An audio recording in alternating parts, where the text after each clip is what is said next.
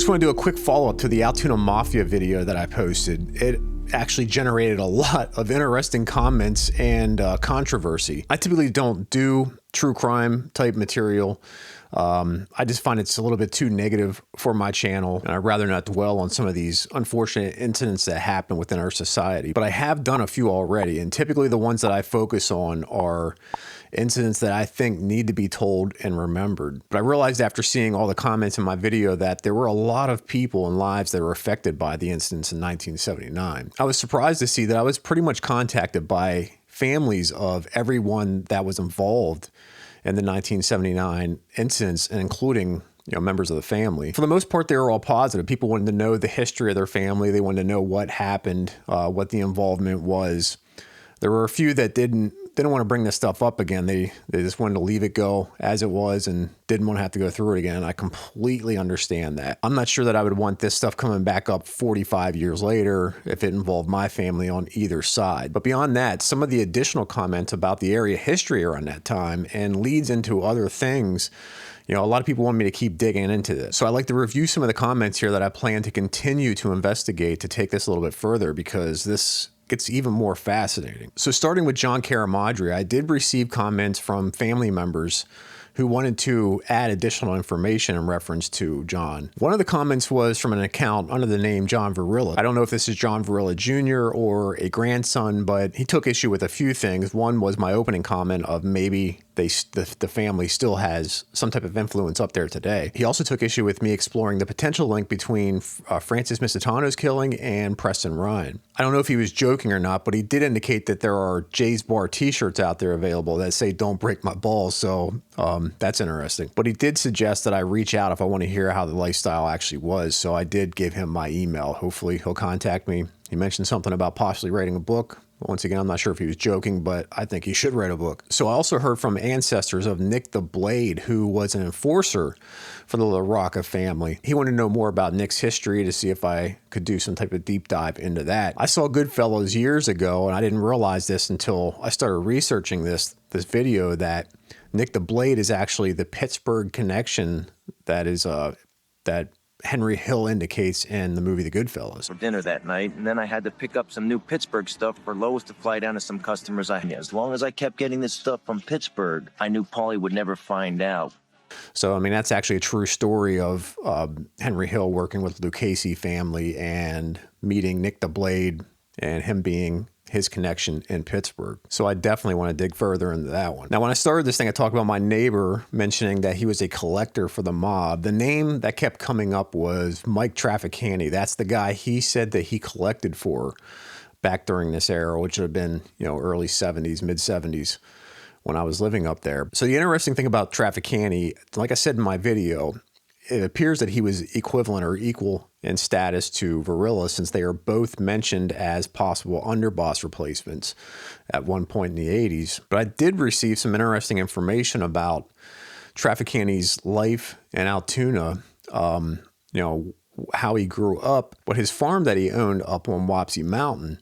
I remember my neighbor mentioning that he would go up there sometimes, and Mike had Traficante had a pool or some type of natural spring or something that they would hang out in.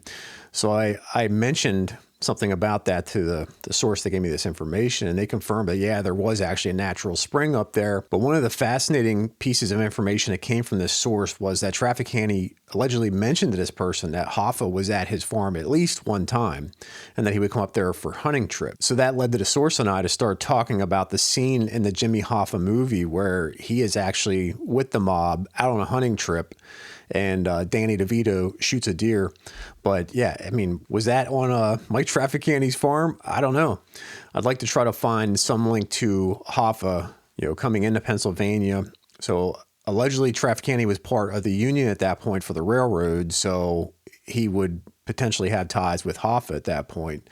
So I definitely plan on digging further into that one. Another interesting fact about the location of Traficante's farm is it was on Wapsie Mountain, not too far from the Buckhorn Inn, in the same area as the game lands where Misitano was found. Now, as far as Carracciola, I received a message from a guy, a cryptic message basically stating, when the time comes, I will send you more information in reference to Caracciola and how he really was. The commenter added that Caracciola was way worse than the incidents that we already know about in 1979. So hopefully we'll hear more about that. Another name that often popped up in the comments was Hardy Lamont, who owned the Venetian Gardens. That commenter indicated that Lamont and others would hang out at a place called Bum's Woods and gamble.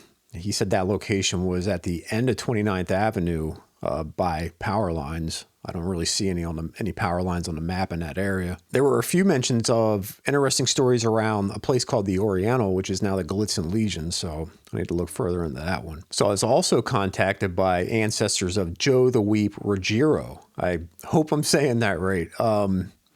But Ruggiero was the guy that I mentioned in my previous video that tipped off Verilla that McDermott was operating his own gambling operation out of the Roundhouse Inn. Ruggiero apparently ran mainly just gambling operations, but he did own the 12th Street News, which was located at 711 12th Street. It's no longer there. Apparently, Ruggiero lived over on 2nd Avenue, not far from Highland Park. There were also several comments about tunnels under the city. One of them allegedly went from the high school to Boyer Candies, and another one was allegedly under the Altoona Hospital. So I did reach out to a friend of mine who used to work in the Altoona Hospital, and he said he heard the same thing. He didn't see the tunnels, but there were people there talking about the tunnels downstairs that were blocked off. I talked to my dad, who graduated from Altoona High School, to see if he was aware of any tunnels that went from the school to Boyer Foods. So he did confirm there were tunnels from the high school to Roosevelt.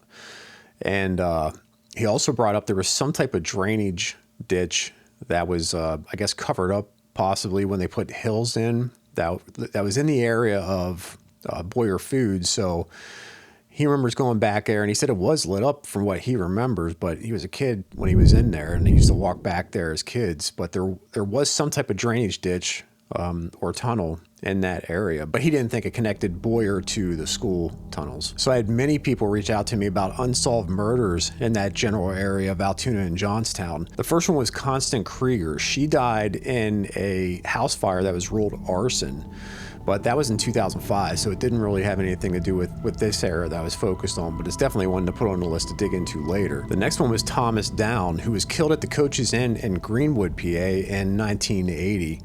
There isn't really much information out there about this. The family member indicated that it was ruled suicide, but there were many suspicious things surrounding that actual event. But his brother does try to keep his memory alive by posting every year asking for any information relating to that incident. The source indicated that this Coach's Inn was at one time called City Limits and then Kryptonite.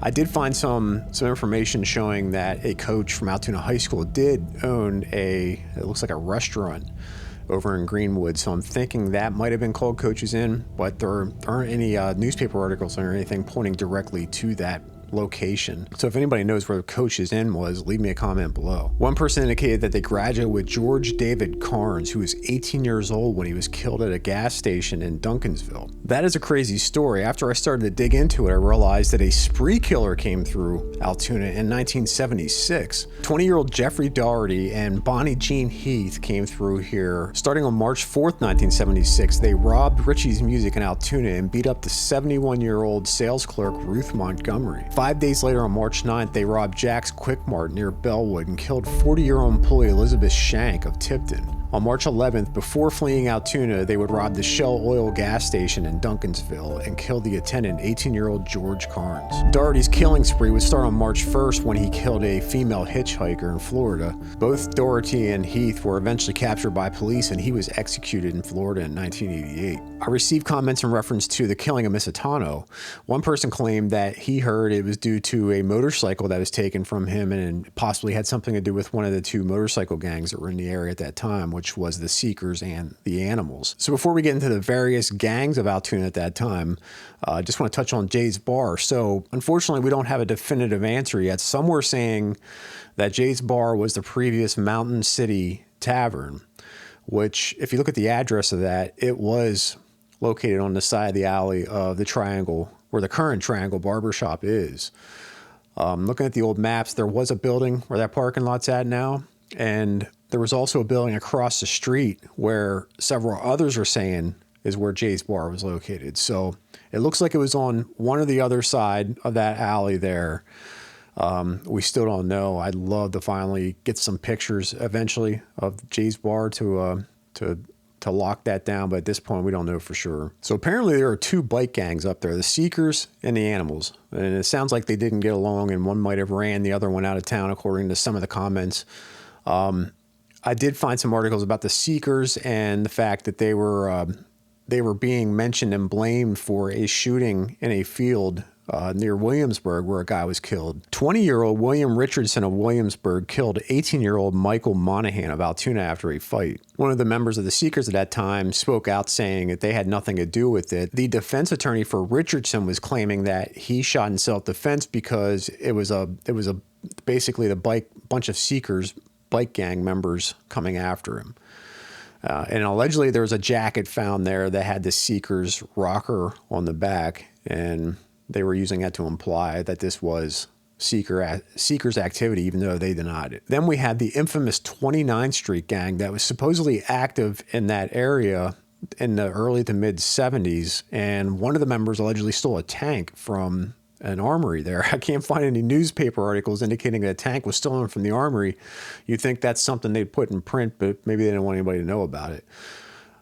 So that's one that I want to continue with when I do the whole Gangs of Altoona video, so stay tuned for that. But the interesting thing about that area of 29th Street is I've been working on research and a production about the actress Haida Hopper, who grew up right around the corner there. Before she went off to Hollywood and became a gossip columnist and eventually an actress, and her son was one of the lead actors in Perry Mason, she grew up down there, and her parents owned the apartment complex on the corner of 29th, I think it's Maple. But that butcher shop and apartment complex eventually became AJ's Bar, which was some of the other comments that people left in reference to the Altoona Mafia. I'm not sure what the reference was there. I think they were confusing Jay's Bar with AJ's. But yeah, Haida Hopper's family's butcher shop was previously in that apartment complex where AJ's Bar now stands. I don't think it's a bar anymore, though. So yeah, stay tuned to the upcoming productions about all of these fascinating stories about Altoona history, and please keep the information coming.